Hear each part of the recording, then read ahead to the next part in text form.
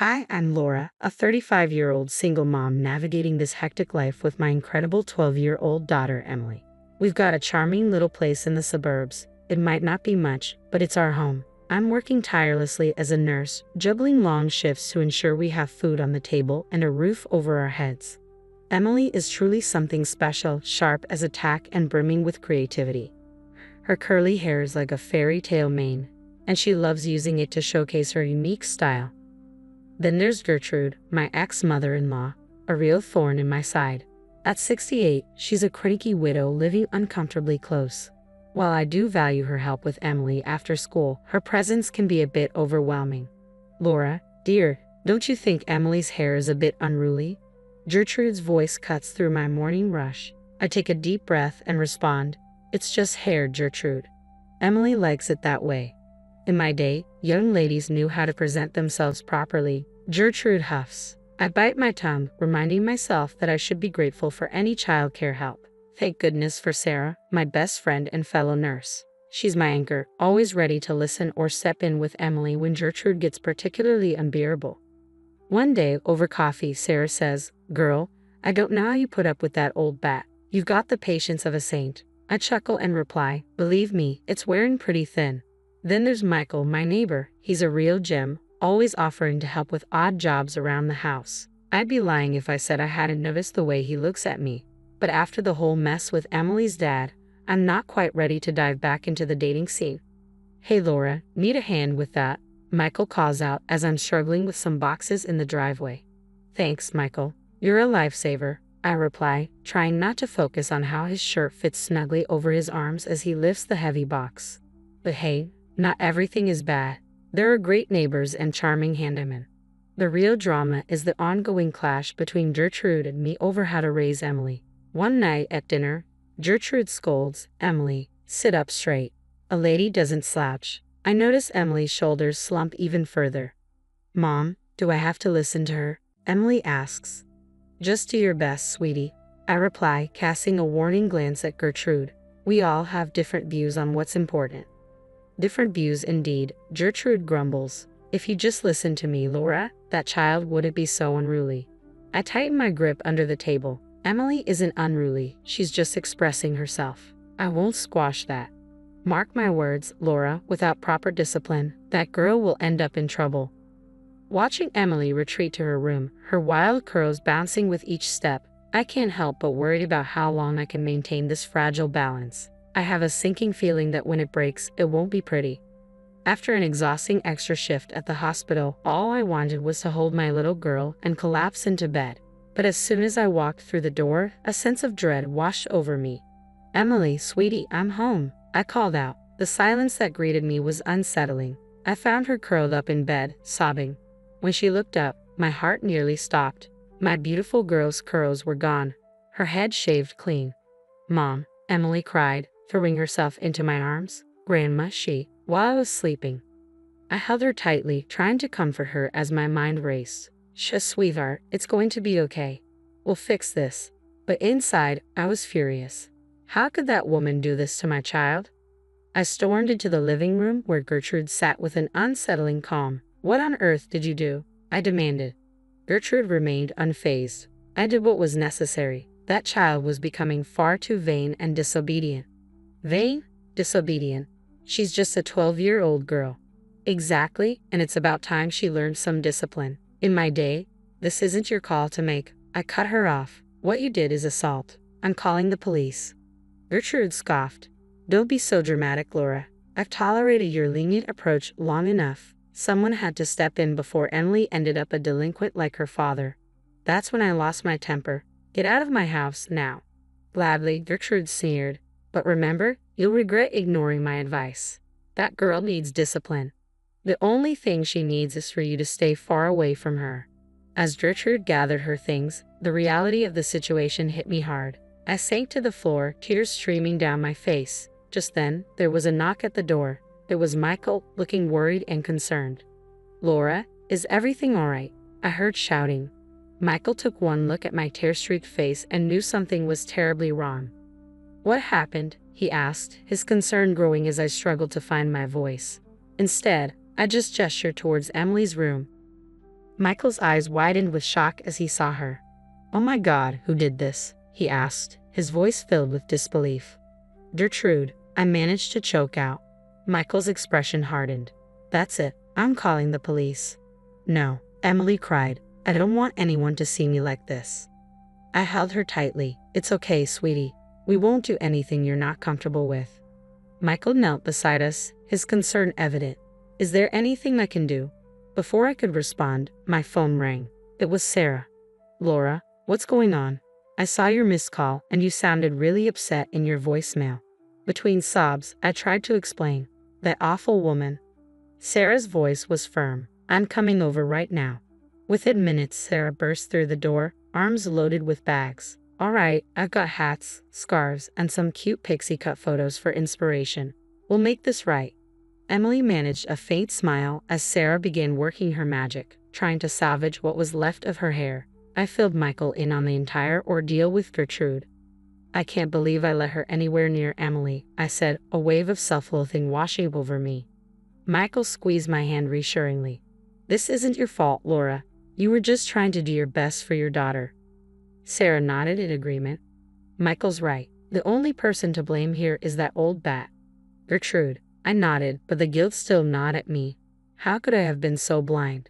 As the night dragged on, Emily finally fell into an exhausted sleep. Sarah and Michael insisted on staying, setting up camp in the living room. Alone in bed, staring at the ceiling, I made a vow. Gertrude would face consequences for what she had done. I was determined to see justice served. My daughter deserved nothing less. The next few days were a blur of tears, anger, and sleepless nights. Emily wouldn't leave her room, let alone go to school. I called in sick, knowing she needed me more than ever. "Sweetie, you can't hide forever," I said softly, sitting on the edge of her bed. "I look like a freak, Mom," Emily sobbed. "Everyone's going to laugh at me."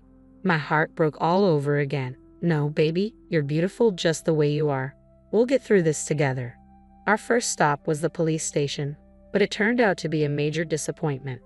"I'm sorry, ma'am, but since there was no physical harm, this is considered a civil matter," the officer said, clearly uninterested. "No physical harm," I exploded. "Look at what's happened to my daughter." But it seemed rules were rules, so the next step was consulting a lawyer.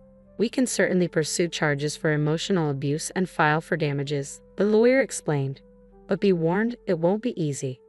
I was determined, undeterred by the challenges. Sarah was a lifeline throughout it all, helping me document everything, photos, timelines, you name it.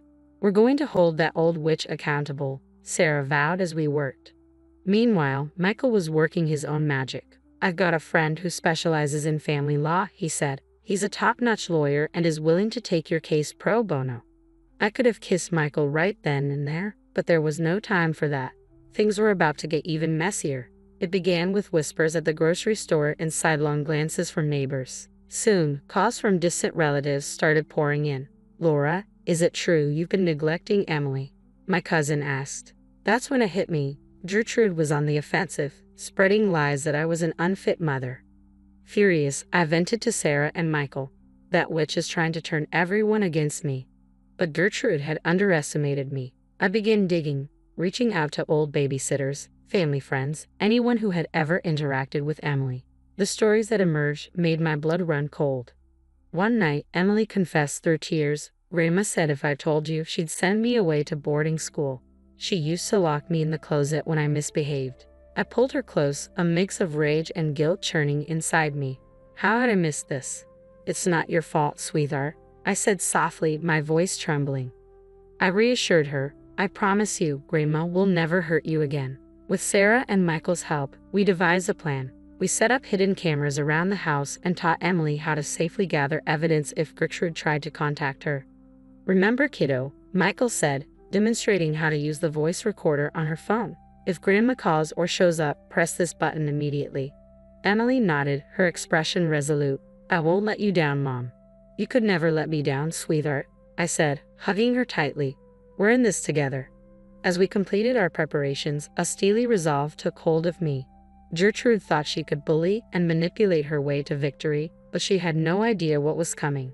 This mama bear was ready to fight, and I wasn't about to back down. "All right, team," I said, turning to Sarah and Michael. Let's take this witch down. The trap was set. Now we just had to wait for Gertrude to make her move. And when she did, we'd be ready. The day of the trial arrived, and I felt a wave of nausea. Emily squeezed my hand as we stepped into the courtroom. "You've got this, Mom," she whispered, her voice steady despite the circumstances. Our lawyer presented the mountain of evidence we had gathered. The hidden camera footage was particularly damning, capturing Gertrude storming into our home and hurling threats at Emily. "You ungrateful little brat."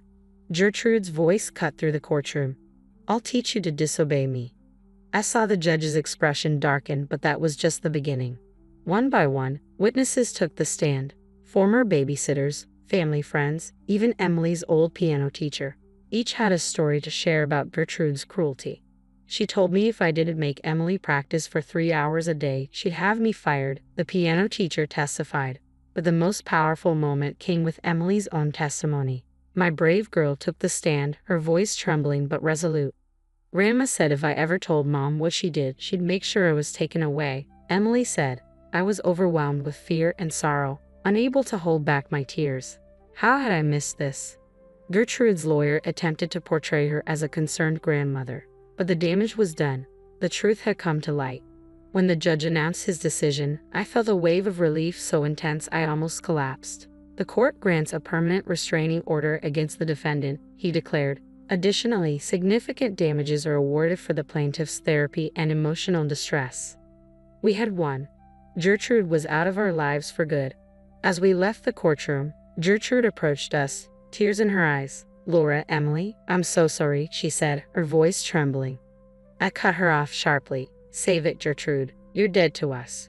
As we walked away from the courtroom, I felt a heavy burden lift from my shoulders.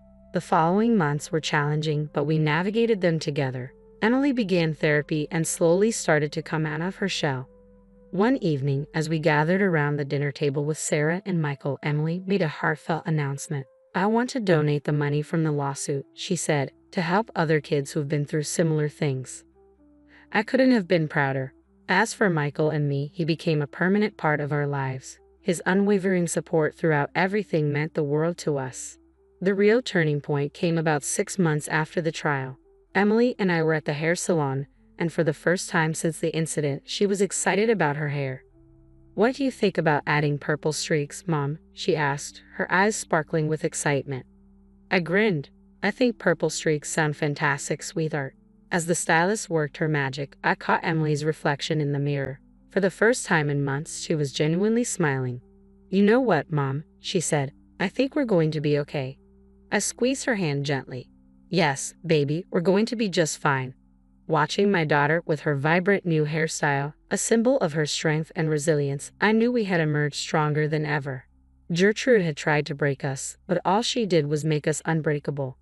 As we left the salon, heads held high, a realization struck me. Sometimes, the best way to reclaim your life isn't about seeking revenge but about thriving on your own terms. And that's precisely what we plan to do. If you were in Laura's position, would you ever consider forgiving Gertrude for her actions, or do you believe that some betrayals are truly unforgivable?